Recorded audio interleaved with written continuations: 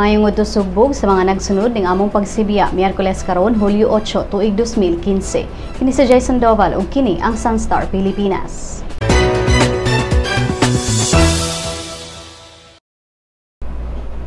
Walay klase karong adlaw sa mga tunghaan sa ubang bahin sa Metro Manila tungod sa kusog nga pag-uwan nga dala ni bagyong Falcon.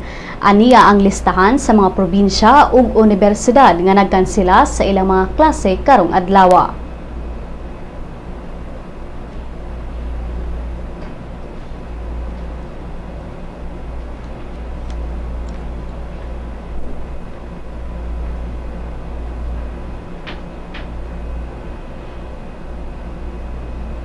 Daghan sang mga daan karon sa Metro Manila ang nagpabiling gibahaan, labi na ang Espanya Boulevard sa Sampaloc, Manila ug ubang bahin sa Malabon tungod sa pag-uwan nga dala sa bagyo.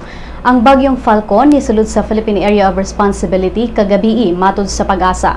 Sa latest weather bulletin sa Pag-asa, matod sa ahensya nga alas 10 sa buntag kaganina, ang bagyong Falcon nasigpatan sa 1,250 kilometers east sa Kalayan, Cagayan ug paingon kini sa west-northwest nga direksyon sa gikusgong 20 kilometers per hour. Sigon sa Pag-asa nga gikatakdang mulata si Falcon sa east-northeast sa Itbayat, Batanes ugma sa buntag. Ug ginig Biyernes sa buntag gilaumang mugawas kini sa Philippine Area of Responsibility.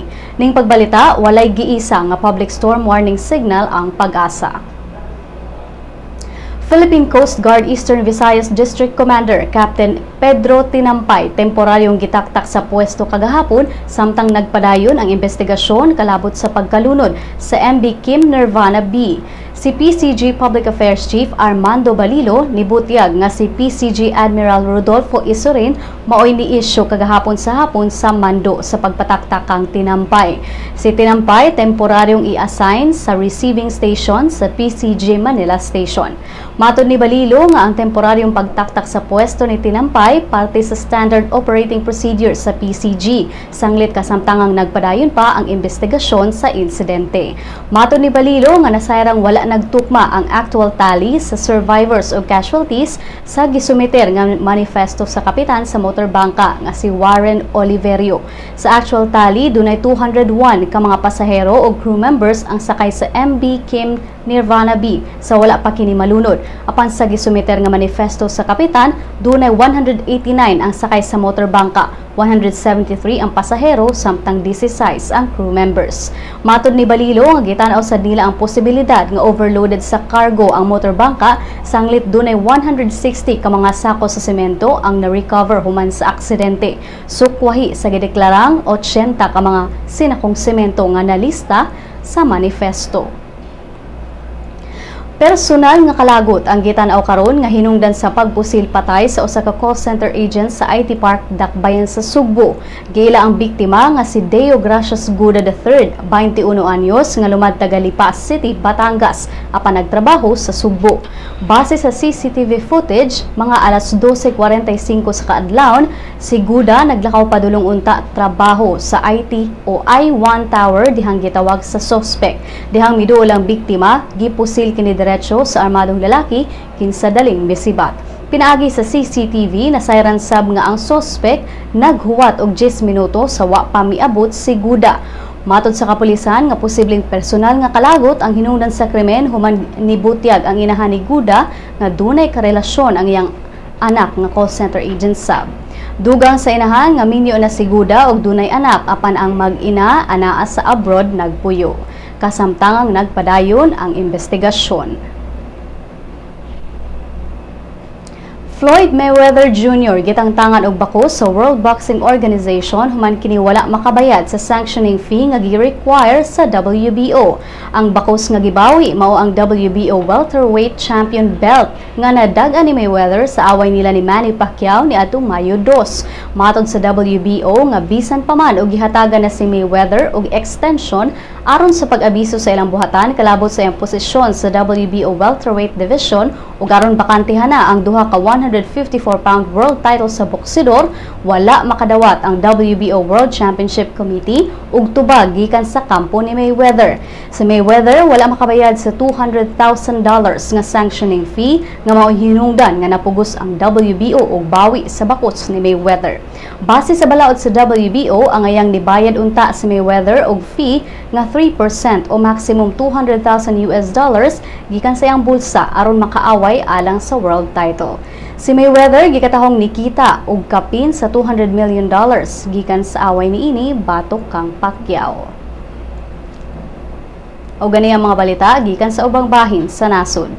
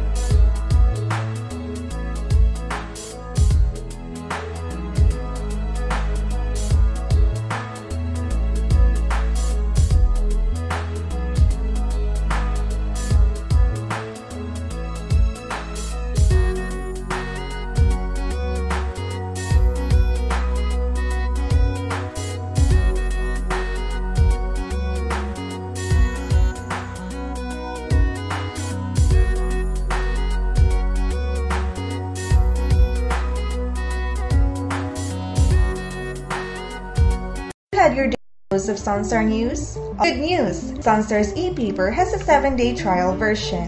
You can now check on the recent headlines on your desktops, tablets, or smartphones. From the hottest news to the latest updates on any publication. You may register with the following steps. First, go to the website www.sunstar.com.ph. Click the e-paper button on the upper right corner of the page. Click the subscribe button of the new user icon. Fill in the required field of information for registration. Once you're done, don't forget to mark the I have read and agreed to the terms of use and the privacy policy. Click Next. Step 2 will let you choose your type of subscription. Since you're subscribing for the free version, click on the Sun.Star Cebu free trial. Click Next. The end of the registration will lead you to the page of today's headlines. Enjoy your 7-day free trial subscription. For more information, visit www.sunstar.com.ph. Welcome to the newest member of the Sun.Star family, My Sun.Star, a mobile application that allows you to remove all the online clutter and focus on what you want, what you need. To enjoy our latest edition, you must have an Android device, a mobile phone or tablet. Go to the Google Play Store, type My Sun.Star in the search box. Click on Search. Once brought to the application, click on Install. Wait. When download is complete, click Open. You will be brought to the login page. You may use your Facebook or Google Plus account to register. If you are already logged into your Facebook, registration is automatic. Next, select your interest. Click on at least 3 categories and at least 1 location like Cebu or Davao or any of the cities in the Sun.Star network. When you're done, click on Done. Great selection! If you do not select any category or location, you will automatically be brought to the News Bits section where you can find, in one glance, a list of news of the day that you should know. If you have selected your interest, the News Bits will be the first list, followed by different categories that you chose. This way, you do not see all the other news and articles that will not be relevant to you. What you see is what you want. If you want to add more categories, click on the menu icon on the top left. Choose My Interests. Select again. You will also see in the menu information prepared specifically for the mobile app. These are Lotto, classifieds on jobs and properties, and obituaries. What makes my Sun.Star different from the Sun.Star website and the responsive mobile site is its customization feature. You be the judge of what is news to you. This app will also be available soon on the Apple Store, so those with iPhones and iPads can enjoy my Sun.Star. Thank you! Mga kabisdak! Anian na ang atong magazine!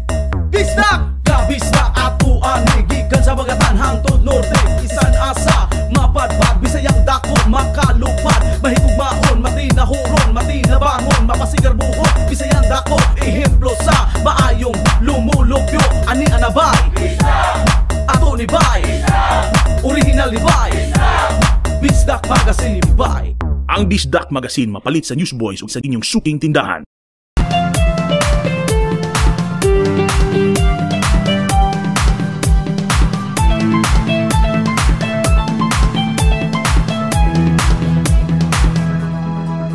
Mga fans sa Pinoy Big Brother 737 milusad og petisyon aron ibalik ang livestream sa programa. Si Cristal Clemente alang sa Showbiz Chika.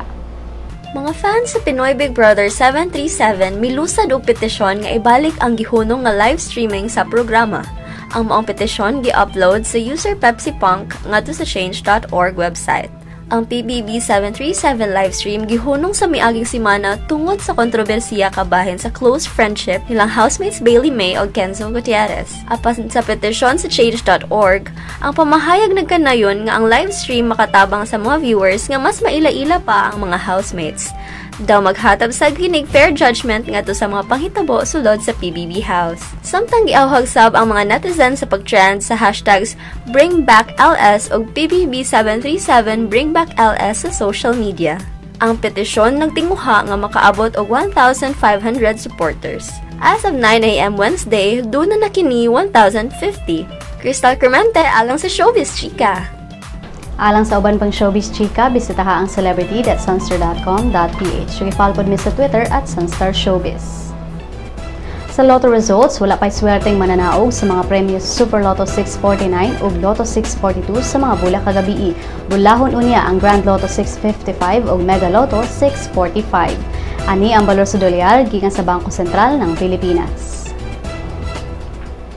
Musunod ang kapalaran gikan sa Sun.Star Super Balita.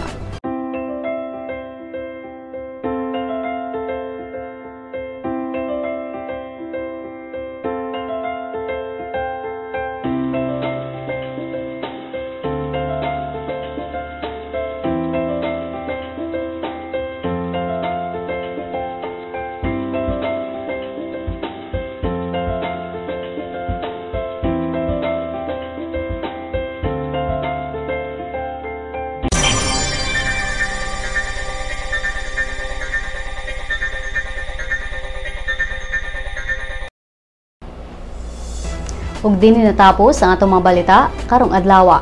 Alang sa dugang pang updates, bisitaha ang www.sunstar.com.ph. I-follow sab ang among mga updates sa Twitter at Sun.Star Online ug sa Facebook, Sun.Star Philippine News. Kini si Jason Doval ug kini ang Sun.Star Pilipinas.